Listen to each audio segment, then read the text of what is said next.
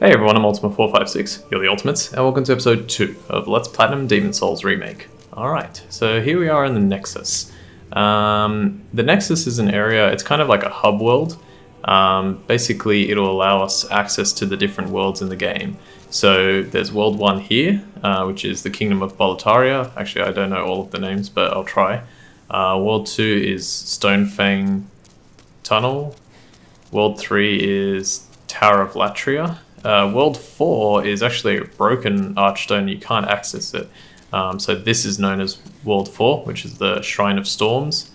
And then World 5 is the Valley of Defilement. That's actually the name, those are actually the names of the first levels in each world. Each world has 3 levels, except for the first one, which has 4. And we're going to be accessing those very soon. Let's talk to some people around here though.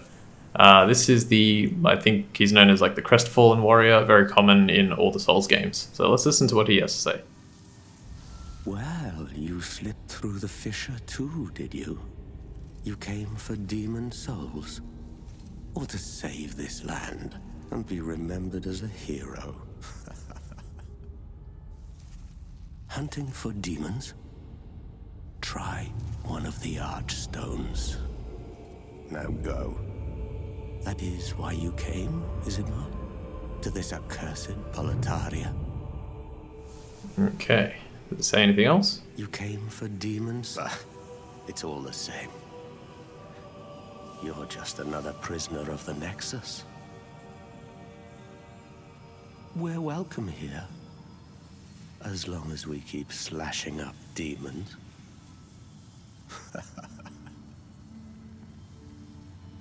Okay, he pretty much said the same thing, that's why I skipped the first line. And yeah, same thing. Alright, cool. Let's talk to the other people. I'm Stockpile Thomas. When the Scourge came, I didn't know what hit me. When I came to, I found myself here in this Nexus. My wife and daughter fell victim to the demons. But I would be worthless in battle. At the very least, I hope to lend my assistance to you brave slayers of demons. I would be happy to lighten your load and look after any excess baggage. Okay, I'll explain that more in just a sec. Let's just hear what else he has to say.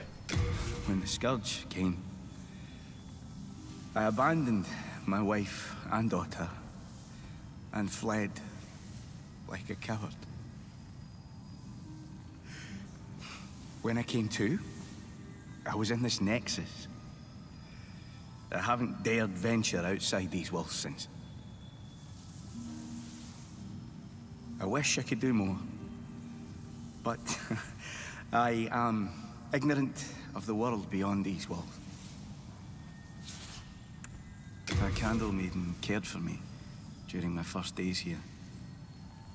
She says very little, but has a kind heart. She's just the age my young daughter would have been.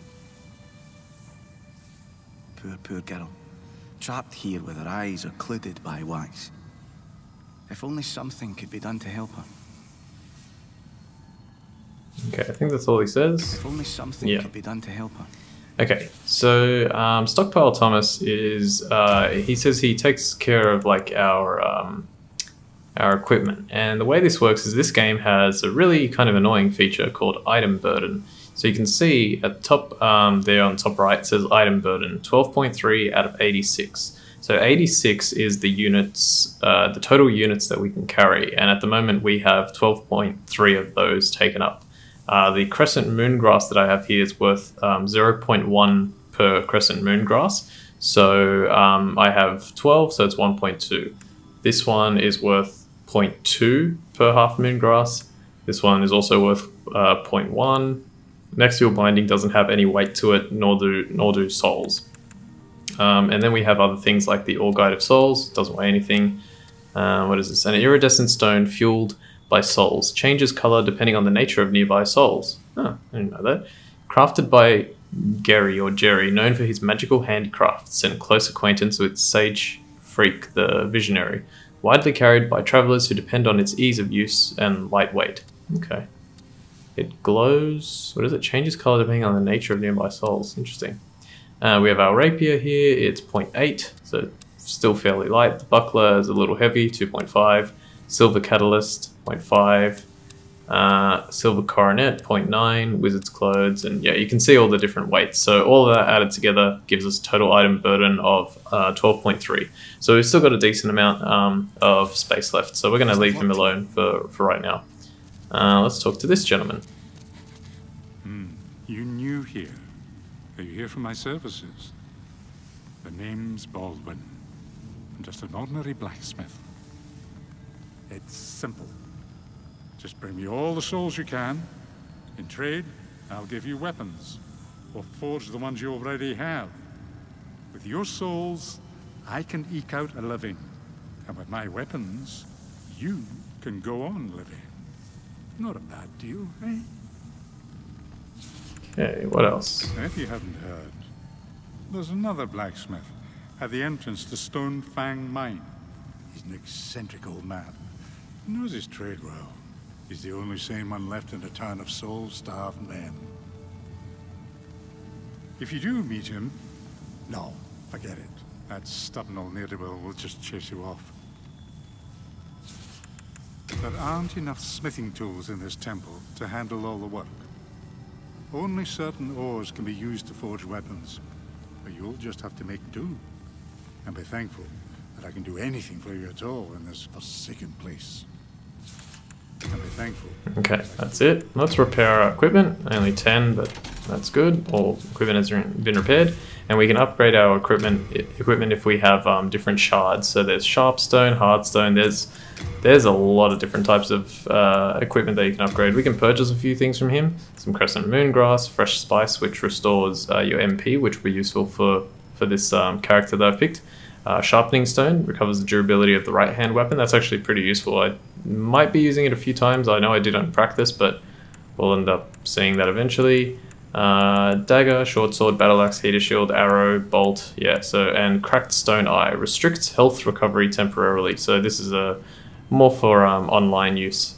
I never used that. You come back alive. I need your business. I think they redid the lines because that line is one of the most popular ones, and his one was you have a heart of gold, don't let them take it from you. So his was like, you have a heart of gold, don't let them take it from you. And then his was like, do come back alive, I need your business. But now they've redone it and it doesn't sound as good in my opinion, but oh well. I don't know if this lady has a name, but if she does, I'll put it on screen. Oh my, how has this happened? Has God abandoned us for King Alant, failing to show proper respect? Oh, Mbassa. Okay, she doesn't say too much, but yeah. Oh, Mbassa. God abandoned us for King Alant. So I guess they think that God is on King Alant's side? Interesting. Alright, these messages, I've also since gone offline, by the way. I should have done that in the first episode, but it's not a big deal. I've since gone offline. Let me just check something. Yes, it does not matter. I'll explain that screen in a moment. Yeah, so these are the messages that appear at the beginning of your game. They're just kind of like little hints to help you out. So with no stamina, your shield defense is ineffective. Stamina is consumed by attacking, blocking with shields, and sprinting, and also rolling. When your stamina bar depletes, you cannot perform actions with which consume stamina. If you lack the required stats, your weapon will be useless. Upon a successful parry, you have the chance to riposte. If you are overburdened with equipment, your movement speed will be drastically decreased. Yes, we will see that eventually. Using a weapon with both hands causes your strength to be enhanced by 50%. Okay, very important. If you use a weapon with both hands, you can easily break an enemy's guard. Interesting. When in soul form, your HP is halved. Yes, and you can clearly see that in the top left-hand corner. We are currently in soul form, and our HP is only half of what it originally was when we started the game. So, but I'll talk more about that soon. When a weapon's durability is low, its attack power decreases. When I read this the first time, I actually thought that said when a weapon's durability is low, its attack power increases. And I was like, oh, that's kind of cool to know. I didn't know that, but no, it decreases. The blacksmith can repair weapons that have become worn. I just thought it was like a little hidden feature of the game. It's like, hey, if you're using a weapon that's almost broken, it actually becomes more dangerous. But no. To use magic and miracles, you must first learn them. Learned magic and miracles cannot be used unless you memorize them, or attune in this case. There is a limit to the number of magic and miracles that can be memorized. You must equip a catalyst to use magic. You must equip a talisman to use miracles. Pale Shades are warriors of other worlds, facing the same challenges. That's more of an online hint. You can leave messages with the touchpad. These messages are sent to other worlds. When you die, a bloodstain will be left at the location of your death. If you touch your own bloodstain, you can regain the souls you lost upon death.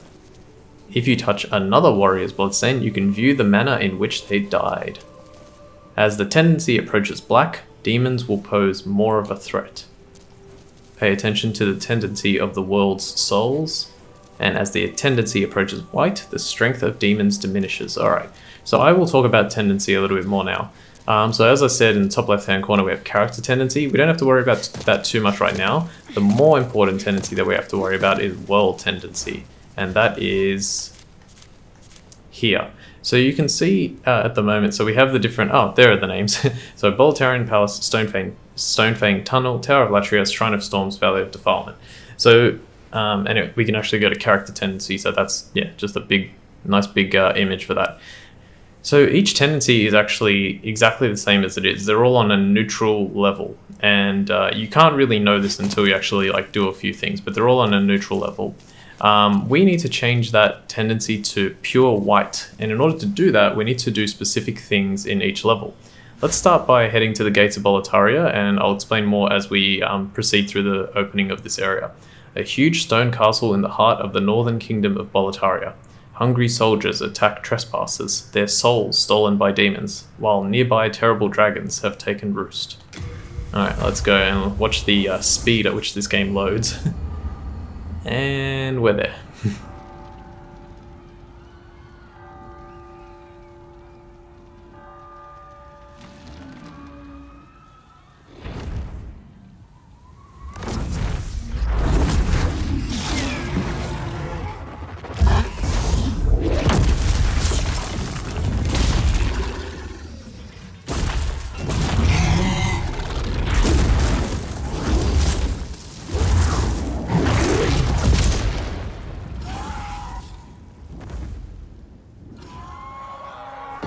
Alright, that was a pretty cool intro. Alright, so this stage is very large. In fact, the majority of the stages in the game are really, really large, and there are no bonfires in this game, which means if you die, you have to go all the way back in order to the beginning. In order to mitigate that somewhat, Late Moongrass, by the way, is just a little bit more powerful than Half Moongrass. There we go. We don't need the poison one, actually. Let's get rid of that. There's no poisoning in this stage. Yeah, in order to mitigate that somewhat, there are shortcuts that you can open up. So knowing a stage's layout will really help. So in terms of the tendency, so we need to, at the moment, we need to change it to pure white. And the reason for that is because on pure white or pure black, different events occur in each stage. It's better to go for pure white to start off with. Mainly because if you were to go for pure black, you would need... It's almost actually impossible to go for pure black at the beginning for a specific reason that I'll mention in just a sec. If you go down here, you'll see this gate, right? And it's closed, you can't go through. In order to open that, you need to reach either pure white or I think pure black works as well, world tendency. Unfortunately, we won't be able to do that at the beginning of this game, so like it'll happen later. Over there, you can see, I can't zoom in because I don't have an item to do that. There's a crystal lizard. They drop smithing equipment, and we'll be coming across them eventually. At the moment, there's pretty much none to fight in this level, apart from that one which we can't reach. So yeah, we need to change the world tendency to white. In order to do that, we need to... There are a handful of things that you can do. In terms of doing it, it's so you need 100 points to get to you go, 100 points to get to white and 100 points to get to black, and it works on like a scale. So if you're at 100 white, in order to get to black, you need to minus 100 to get back to neutral, and then you need to get 100 more towards black. Killing a boss in a world will give you, I believe it's 45 points or 45% towards pure white tendency. And then, you know, doing other things like will increase and decrease. I won't go through all of them, but yeah, that's like one thing that you can do. Another thing I'm doing here is I'm just starting by using a lot of soul arrows.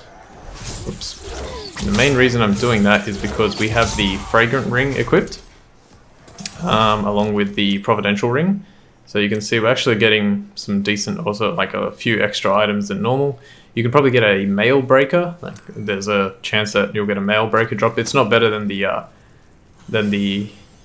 rapier that we have, but you'll probably get it. There's also one I think just to find in this level. So shoot that guy with soul arrow, and then watch out for this guy here. Poke him a few times. There we go.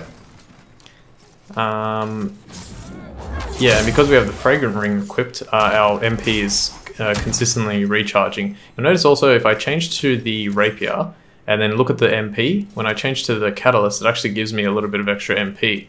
And not only that, but my headpiece, gonna get some firebombs here, my headpiece silver coronet actually says, crown crafted with silver, a decorative piece bestowed only to magicians of the distinguished Yormadar school, enchanted by a special rite that increases the wearer's maximum MP. So we actually have 116, and if I do this, and let's say I take that off, it goes all the way down to 81. So that is a very large increase, and very good. And the fragrant ring also, like, it takes a little while, like it does probably like 1 MP per, I don't know, 2 or 3 seconds. But because this is like a guide and we're going nice and slow, it's actually going to be quite useful. Let's stab him with that. Stab him with that. Just used a regular R2 attack there to take them out. Okay, yeah, we're going to try and get pretty much everything, like all the items, everything like that. Fingers crossed I can do it without without too much difficulty. Notice he... Yeah, and hopefully without dying. I'd like to get through at least the first stage without dying. That's another thing to say. If you do die on this first stage, I would recommend starting again. There's the mail breaker that you get for free in this stage. Yeah, if you do die in this first stage, I would recommend starting again, but probably only if you lose all the souls. Like, so if everything goes right, we should have close to... I was practicing just before, but I didn't actually kill the final boss of this world, so I'm not 100% sure, but I'm guessing somewhere in the vicinity of 5,000 and 10,000, so somewhere in that vicinity. If we do everything correctly, that's how many souls we'll have. So yeah, hopefully that's the case. So there's a guy throwing fire bombs at us behind us, but we can just run past and kill. Oops. Alright, actually that guy's gonna go outside. I'm gonna go over here. There's a guy right here. Where did the other guy go? Ah. Okay, that's not him, but I'm gonna take him out. I think the other guy's behind him. Yep, threw a firebomb, so he's vulnerable. Awesome. Alright, this is a cool, this is a one last little thing to mention here. I should probably wait until next episode, but I can probably mention it quickly. This game has, well, a lot of games have this, and it took me ages to understand like what this actually meant. So this might be like old news for some gamers, but in a lot of different games, they have you have an ability. Well, I'll just quickly talk about that. So I went up there, that guy pushed the boulder down, and then that allowed me to open up that secret passage in order to get an item there. But certain games have this thing called buffering inputs, and what that means is essentially pressing a button in order to perform an action while another action is being performed, so that it's ready. So I'll give you an example. So if I want to change from like my right hand weapon, I'm just pressing R to, R, I'm pressing right on the D-pad to change it, right? Now if I press R twice, it'll actually still change twice, but I have to do a slight delay in order to do it. So But let's say I roll. Let's say I want to roll and then change to my rapier. So I roll forward, press R during the roll, and then I didn't press anything else, and the input will still come out. That's called buffering an input. So you may have heard that a lot in speedruns and all that kind of stuff. That's what buffering an input is. It's a little, how can I put it? It's in this game, the reason I'm mentioning it is because in this game it's actually very important to know that, because it'll probably be the reason that you die a lot. Almost certainly you'll come to a point where... What the hell happened there? I kind of like glitched that guy. He didn't move. Very strange. Yeah, almost certainly you'll come to a point where you will be targeting an enemy and you'll try and roll away, and your character will roll in a very awkward direction and probably fall off the stage or whatever, and you'll be like, what on earth just happened? And basically what happened was you buffered an input and it rolled. The game did exactly what it's programmed to do, but it nice. The game did exactly what it's programmed to do, but it's very difficult to like kind of understand exactly what happened. So 9 times out of 10 it's going to be because you buffered an input. Alright, we're going to leave things off here. That area that I just came from over there, we will go there next time. You don't have to go there. There's quite a strong enemy there, but we're going to try and beat him because he gives a lot of good souls. And yeah, hopefully you guys can beat him too. I'll show you, the best method to do it, and we'll try, but we'll do that next time. I just came over here because I want to go this way first to open up a shortcut, just in case something goes wrong. Okay, so I want to thank you all for watching episode 2 of Let's Platinum Demon's Souls Remake. My name is Ultima456, you're the Ultimates, and I'll see you next time.